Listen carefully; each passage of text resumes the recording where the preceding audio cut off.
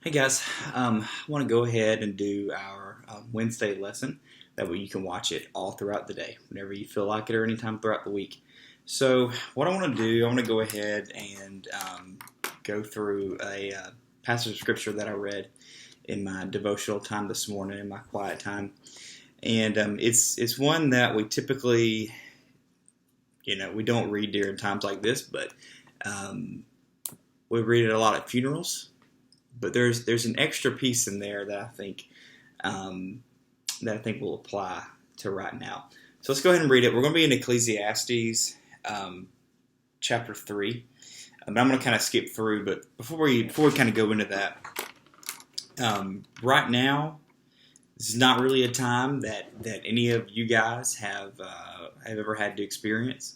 It's not a time that I've had to experience. I know that whenever I was in high school.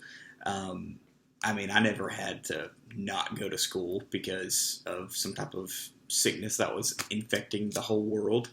That's not something that I have any experience with, and you guys are having to experience that.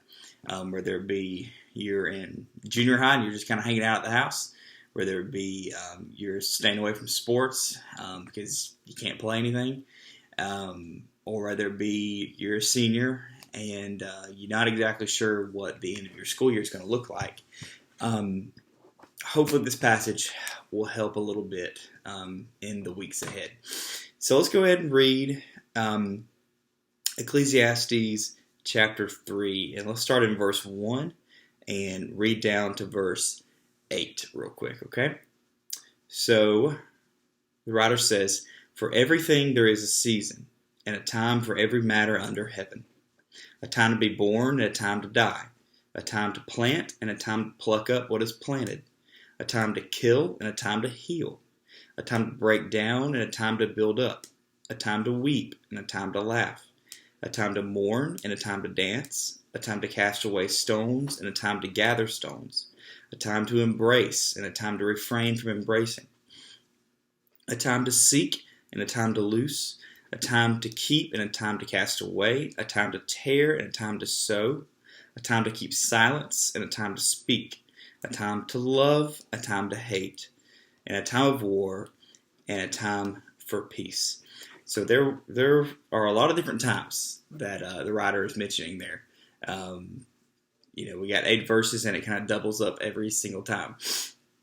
So obviously, if you go back, if you're reading with me in Ecclesiastes 3, what you'll see is one particular one that has been standing out to me this morning for times like this, and it's the second half of verse 5, and it's kind of funny if you read it in the way that I read it. Second half of Ecclesiastes 3:5 says, "A time to embrace and a time to refrain from embracing." Pretty descriptive of where we are right now. A time to embrace and a time to refrain from embracing. I think about in church how before we worship, we have that time where everyone goes around and hugs each other and greets one another and shakes hands and talks about the week, and that's encouraged. We want to do that. That's why we put a timer on there, so we make sure it doesn't go forever. But like right now, that would we would prefer that we only do church online. But this also has to do with everything you guys have going on. You're told to go to school and embrace what you're doing in school. You're supposed to embrace and get down into your schoolwork. You're supposed to embrace your sports. You're supposed to embrace one another in clubs and in friendships. And right now is a time when you're told not to do that. Okay, so it's kind of a weird situation to be in. But here is what is helpful. Listening to the writer in Ecclesiastes makes us understand, allows us to understand that people have been in our shoes before. Okay, God has allowed these things, has moved these kind of things to happen before, not just to us. So there's not really a woe is me kind of thing. Now, obviously, um, those who have lost loved ones, yes, that would go into the category of time to weep, a time to mourn. That's where they are right now. But if you haven't, and you're not in that situation, then we're in the time to embrace and a time to refrain from embracing.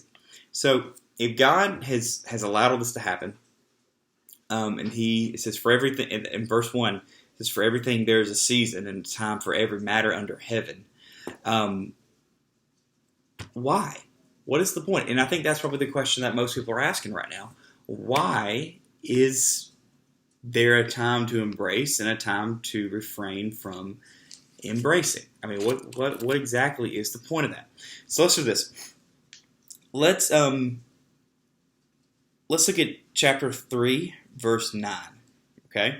Chapter 3, verse 9, and we're going to read down to 13. So if you do have your Bible, if you have your phone, if you're watching on your phone, you know what I mean, go ahead and get that out, okay, so we can look at this together. It's Ecclesiastes 3, verse 9 through 13, okay? So here we go. It says, "What gain has the worker from his toil? I have seen the business that God has given to the children of man to be busy with. He has made everything beautiful in its time. Also, he has put eternity into man's heart, yet so that he cannot find out what God has done from the beginning to the end. I perceive that there is nothing better for them than to be joyful and to do good as long as they live. Also that everyone should eat and drink and take pleasure in all his toil. That is God's gift to man." Okay, so why? Why do we go through this? Let's break down this passage. The writer, also more than likely Solomon, wants to know the same thing. What gain has the worker from his toil? Why? What is the point of us refraining from embracing? Okay, what is the point of us, the whole world, going through this together? He says, "What gain?" He says, "I've seen the business that God has given to the children of man I've seen the business that God has given to the children of man to be busy with. I've seen what God has put on his children." Okay, and he's talking about work here, but he's also talking about times of sickness, times of struggle, times of turmoil, times of doubt. So he's saying, I've seen what God has done. And in verse 11, he says, he has made everything beautiful in its time. So let's stop there for a second. Look at verse 11. He says, he has made everything beautiful in its time. Okay, so I noticed just yesterday, by the way, I don't really know who starts these things, but I've noticed on Instagram and everything else that the until tomorrow trend has come up, where everybody posts a picture, like their most embarrassing picture or something like that. I don't really know what's supposed to happen tomorrow. I'm not quite that trendy, but I guarantee you, even at the time when that picture was taken of you, your parents still thought that you were beautiful. Okay? Your parents still thought that you were the greatest thing on the planet. All right? Now, I'm sure you did things that made them think opposite of that, but they still loved you. So he has made everything beautiful in its time, guys. Listen, even now, God has still made everything beautiful in its time. Now, I don't know why. I don't know why we can say that this time is beautiful or this time is going to be God glorifying. I can tell you one way. I think the entire church has figured out how to use Facebook live stream to where they can use where there's no stopping the church right now. That's one way we can look back at that and see how this coronavirus time has been beautiful. It's taught the church how to advance the gospel when we can't meet together. And that to me is beautiful. And you may see it another way. You may have gotten closer to your family right now. You may have dug deeper into God's Word and developed a prayer life. You may just be learning something new that you've been wanting to do. Everything has been made. He has made everything beautiful in its time. So let's keep going. Also, He's put eternity into man's heart, yet so that he cannot find out what God has done from the beginning to the end. So what he's saying there, guys, and I'm just going to read this to you. So let's see if I can find it real quick. Yeah. So listen to this. I'm going to read this to you. It says, the word find or find out has a sense of figure out, to comprehend or study. In this verse and other places in this book. So he uses it other times. It says the preacher realizes that both his desire to understand all of life as well as the limitations on his ability to do so have been ordained by God. So as we sit here and try to figure out what is going on, as we sit here and try to figure out why are so many people getting sick, why has God allowed this, God has put those limitations on us in the same way that He has allowed these things to happen. Okay? So the same God, the same power that has allowed all these things to happen and has moved all these things to happen has also put limitations on our minds so we can't understand. And guys, that is a reason to worship Him. The fact that He can go all the way, okay, and make this crazy thing happen for whatever reason, and yet have us not to be able to comprehend it, that is a reason to worship Him. Because of His power, because of His might, because of His control that He has, and because of His love that we will see and we should be seeing now. So hang on with me for these last two verses, okay? And we're gonna end up here. It says, I perceived there is nothing better for them, talking about God's children, I perceive that there is nothing better for them than to be joyful and to do good as long as they live. Also that everyone should eat and drink and take pleasure in all his toil. This is God's gift to man. So what is the writer telling everybody to do?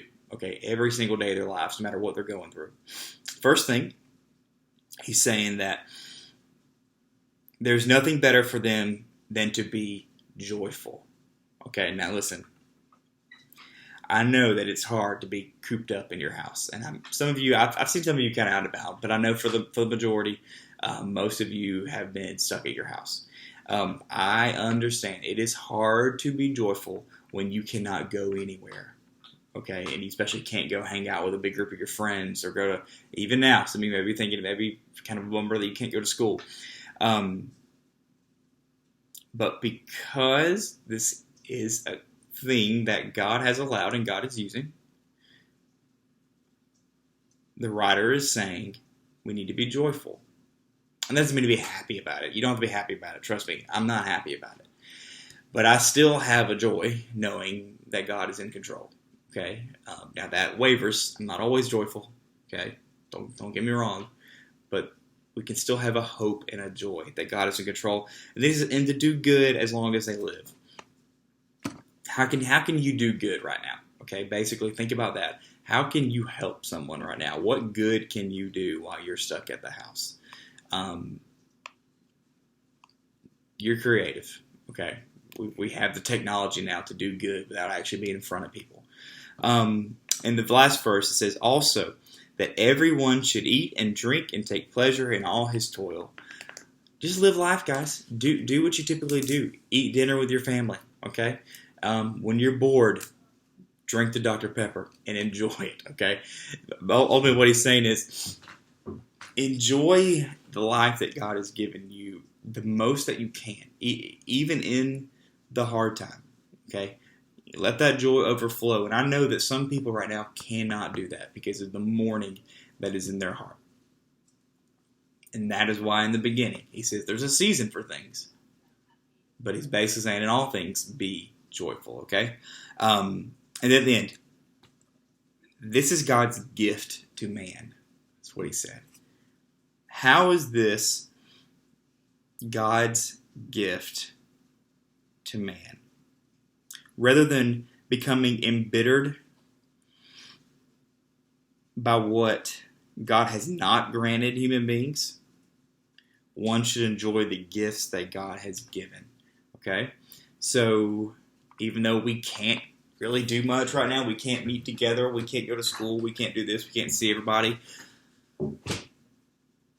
we should still enjoy what God has given us, the opportunity that God has given us right now. Guys, I want you to understand, I'm talking to myself here, okay?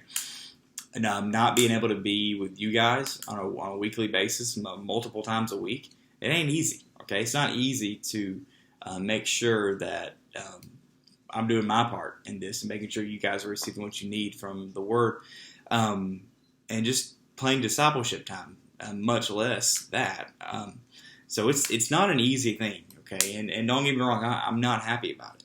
But we can still do good. We can be joyful in all that we do. And we can see it as a gift that God has given us. And I just want to finish up with this thing right here, this last little piece. You really want to know what the point is, okay? In all the circumstances and all that's going on, the writer says this at the very end of the book. So we're in 12:13. This is one of my favorite verses. Because he goes through this whole long speech about how hard things are, okay, and what we should be doing. But then he says this in verse 13. The end of the matter, all has been heard. Fear God and keep his commandments, for this is the whole duty of man. For God will bring every deed into judgment with every secret thing, whether good or evil. So what's the whole point of this, guys? At the end of the day, it's to fear God and keep his commandments. Bring glory to God. Okay? That is the end of the matter. For God will bring every deed into judgment. This will be a thing that is a part of the history of the world and eternity, just like anything else has been, with every secret thing, whether good or evil. Okay? So at the end of all this, guys, when we get through this, when we're able to be together, when you're back in school, okay, or however that's going to look, okay, I don't know, but will you be able to look back on all this and say, hey, I was as joyful as I could be. I know that this was a time to refrain from embracing that God had given us, but it was also considered a gift. That's going to be tough, okay? It's going to be tough. Especially as this thing goes on and we see some of the sad news that comes out of it. Okay, it's going to be tough. Or some more of the sad news that comes out of it. But even in the end of the matter, fear God and keep his commandments, for this is the whole duty of man, to bring glory to him. But guys, I want to end by saying that don't give up hope. You know, if you feel kind of crummy, if you feel kind of starting to feel a little bit of depression, you feel kind of cooped up, understand that our hope is not the end of this quarantine type thing we're in. Our hope is in the death and the burial and the resurrection of Jesus, and that he is still king now and forever. Okay? And that is who our hope can be found in. So guys, I hope you're doing good. If you need me, reach out to me. And I hope to see you guys soon. So, God bless.